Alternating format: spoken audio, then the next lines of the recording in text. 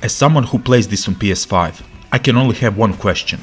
Am I playing a big potential or a dead on arrival game?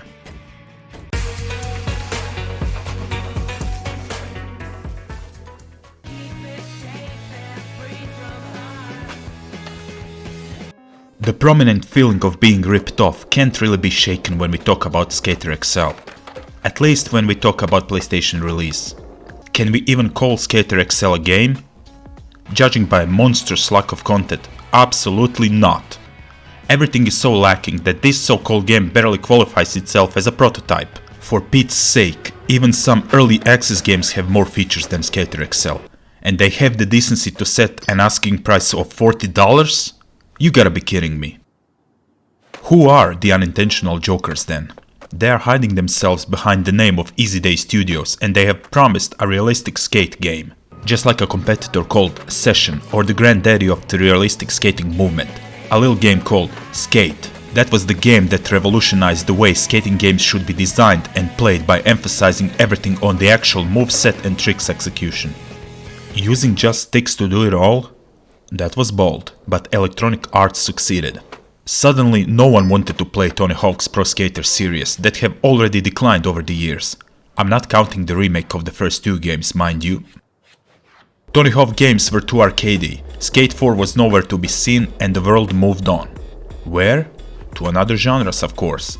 But still, we needed a skating game.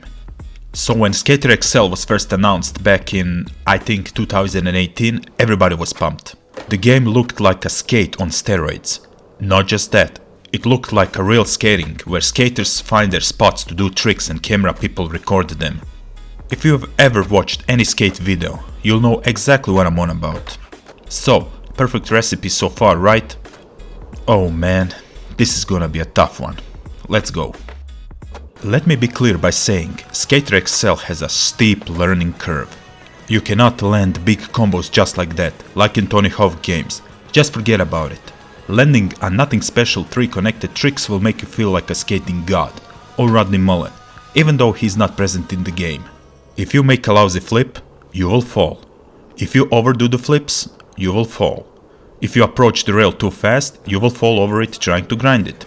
If you approach it from a funny angle and try to defy the laws of physics, you will fall. Skater XL does not forgive sloppiness. The game will kick your ass as many times as needed until you learn how to skate. So, many of your first sessions will probably look like a combination of bail videos.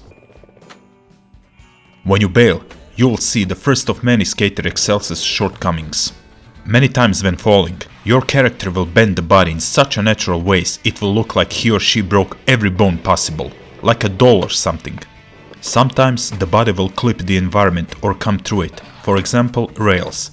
It looks really bad, or shall we use a better terminology, unfinished. Also, the stages are quite unfinished. Some of them offer more elements to skate on than others, but still, everything looks dead, like a big quarantine is happening.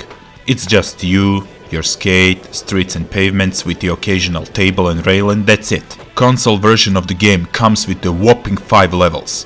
The only ones worth playing are the Easy Day School level and the Los Angeles due to their size. No matter, there is a modding corner with the additional selection of stages that can be downloaded.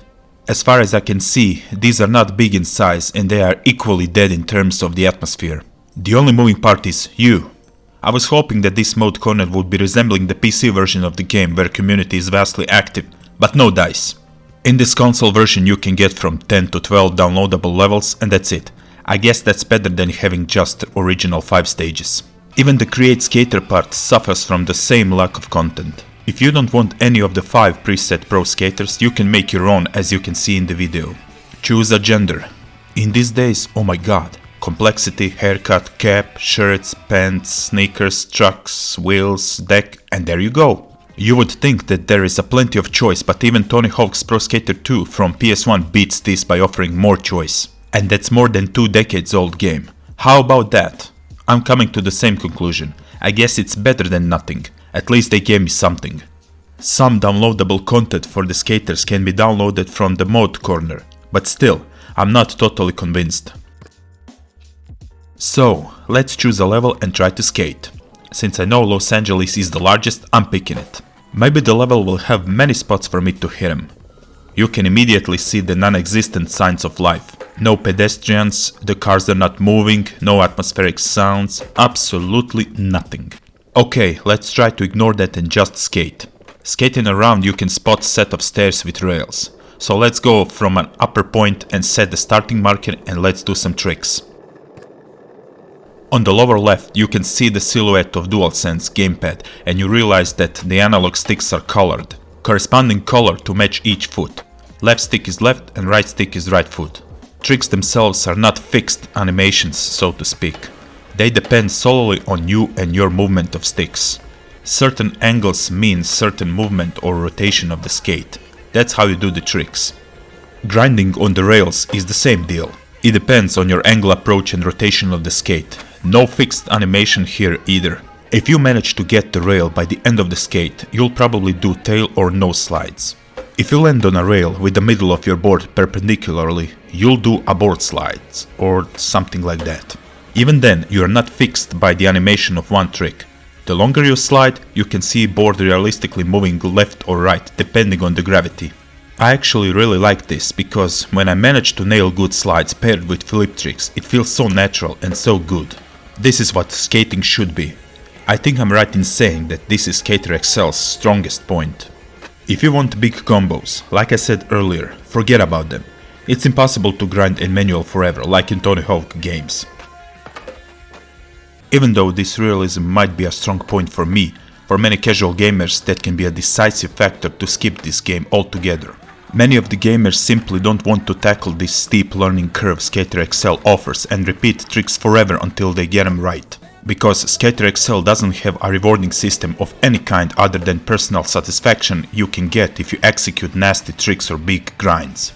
From what I've seen on YouTube, this kind of satisfaction will only real skaters feel because Skater XL is right up their ante. The game imitates their way of skate in real life. I can understand it, but I cannot justify it. $40 in my mind is a theft for a stripped down game. Oh yes, maybe it's me and my lack of experience, but I cannot seem to propel myself in air from vert ramps and half pipes. No matter how hard I try, I always bail. Sometimes I manage to score a quick indie or a random flip, but that's it. Most of the time I'm on the floor collecting my teeth. That element of the game feels rather sloppy. If you manage to do decent tricks, you can engage video editor section and position a camera in a way that it resembles skate videos. Choose a segment you like, sections you want to record, place the cameras and watch it go. This is cool, kinda reminds me of Driver 1 with its extensive film editor. The finished product really looks almost like a real thing. If you want to learn the way of the skating and tricks, you can engage challenges and repeat what Ghost is doing. Some tricks are easy, but some are ruthless. Nevertheless, they provide a shaping touch for you to learn how to skate in Skater XL. Remember that I said that levels are most of the time quite empty. If you get bored, there is a way to improve them. The game still warns us that this mode is in alpha and that bugs can happen, but we can use it. It's a level editor. You can use the existing stage and place random skatable objects on it. It's cool but still very rough around edges. As you can see, pretty soon I've made this abomination of concrete vert ramps that defies gravity. Not very realistic, but so what? Still, even though level editor can prolong the fun, it still leaves a lot to be desired. Will it ever leave alpha stage? Who knows? That's it. I can't really say much more without repeating myself. For some reason I don't have a multiplayer mode and I can't access one, but from what I see it's okay and gets you some fun, but still, it really can't salvage this game. Even soundtrack is nothing special. All the songs are so tame. Maybe it's me. I like metal, punk and rock. You know, something with an attitude. Let's go back to the point. And the point is that I cannot recommend this game. At least not the console version.